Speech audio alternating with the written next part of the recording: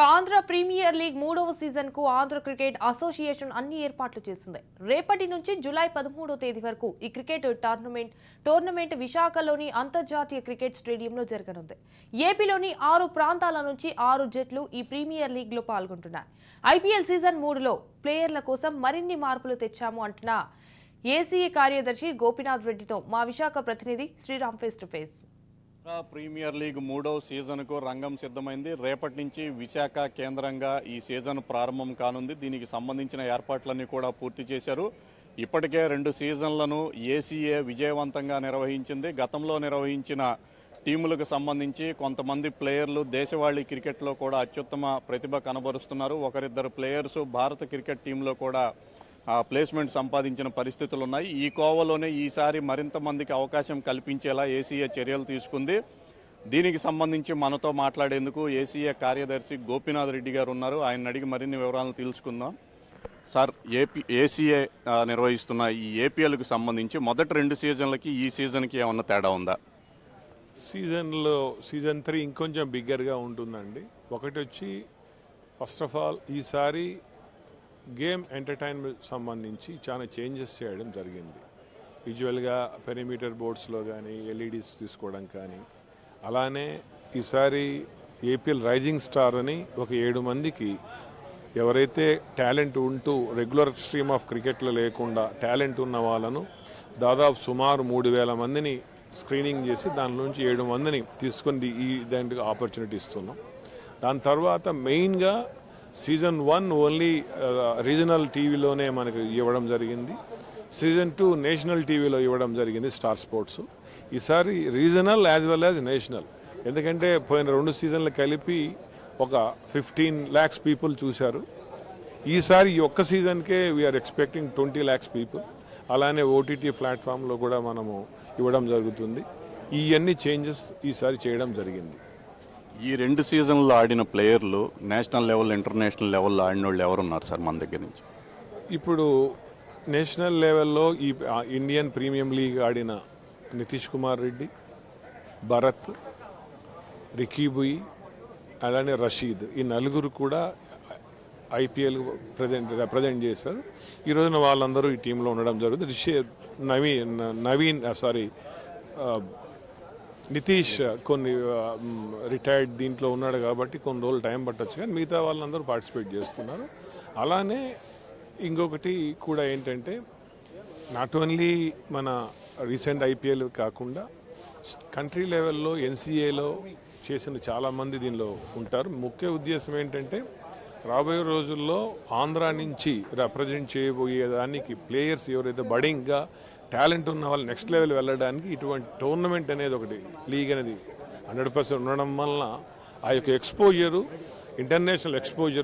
International cricket ఆడిన వాళ్ళతో కలిపి సుమారు 120 మంది బడింగ్ క్రికెటర్స్ అంతా దాదాపు ఒక 1 రోజులు ఉంటే దే విల్ షేర్ దేర్ వాళ్ళ ఎక్స్పీరియన్సెస్ను. వాళ్ళందరూ ఒక ప్లాట్ఫామ్లో ఉండడం వలన నెక్స్ట్ లెవెల్ వెళ్ళడానికి అవకాశం ఉంటుందని ఈ పర్టికులర్ ఈ లీగ్ను చాలా ప్రెస్టీజియస్గా ఆంధ్ర క్రికెట్ అసోసియేషన్ చేయడం జరుగుతుంది. సార్, ఈ 6 ఫ్రాంచైజీలు ఉన్నారు. వీళ్ళ సంఖ్యను పెంచే అవకాశం ఏమైనా ఉందా? బయట నుంచి ఏమన్నా మేము కూడా ఫ్రాంచైజీలు పెడతామని ఏమన్నా మీకు డిమాండ్ రావటం కానీ అట్లాంటివి ఏమైనా ఉన్నాయా? ఫ్రాంచైజీ అయితే 100% డిమాండ్ ఉందండి. కానీ గేమ్ ఆ ఎసెన్స్ ఉండాలంటే ఎక్కువ పెడితే అంతమంది ప్లేయర్స్ రిజర్వ్ ఉండకపోవచ్చు. మన దగ్గర ఉన్న టాలెంటెడ్ పీపుల్ ఆ పూల్ ఒక 6 టీములు సరిపోయేమైనా ఉన్నారు.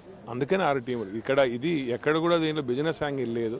ఎక్కువ టీములు చేసేసి ఎక్కువ చేయడానికి ముందు ప్రైమ్ ఉద్దేశము మన ప్లేయర్స్ ఎవరికైతే టాలెంట్ ఉన్నా వాళ్ళు నర్చర్ కావాలి, వాళ్ళు నెక్స్ట్ లెవెల్ వెళ్ళడానికి కావాలి. అంతే తప్ప we don't want extend more teams.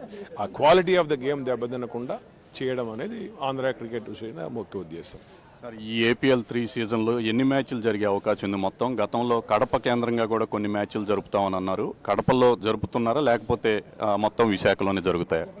కడపతో start చేయాలనుకున్నా అక్కడ కొన్ని, ఎందుకంటే ఇంకా వర్క్స్ ఇన్ఫ్రాస్ట్రక్చర్ ఏదైతే బీసీసీఐ నామ్స్ ప్రకారం ఆ వర్క్స్ జరగాల్సినవి ఉన్నాయి ఇంకా జరగలేదు. కాబట్టి సీజన్ 3ని కంటిన్యూస్గా వైజాగ్లోనే జరపడం జరుగుతుంది.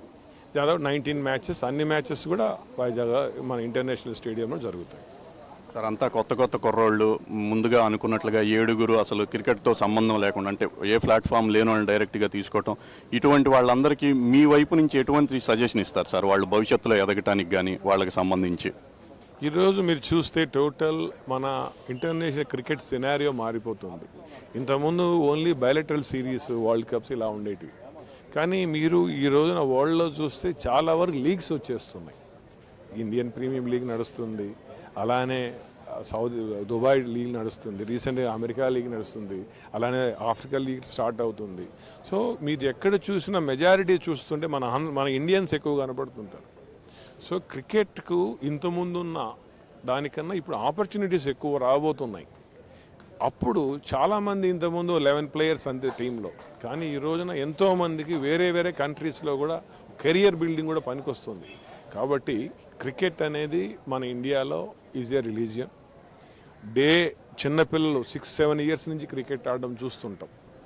ఈ ప్రాసెస్లో వీళ్ళందరూ తెలుసుకోవాల్సింది ఒకటే, there are lot of opportunities. ఇంతకుముందు మాదిరి కాదు. కాబట్టి పేరెంట్స్ భయపడాల్సిన అవసరంలా, పిల్లవానికి క్రికెట్ రాకపోతే ఇబ్బంది పడతాం కదా, కెరియర్ కూడా ఉండదని. దేర్ ఆర్ గుడ్ కెరియర్ నా.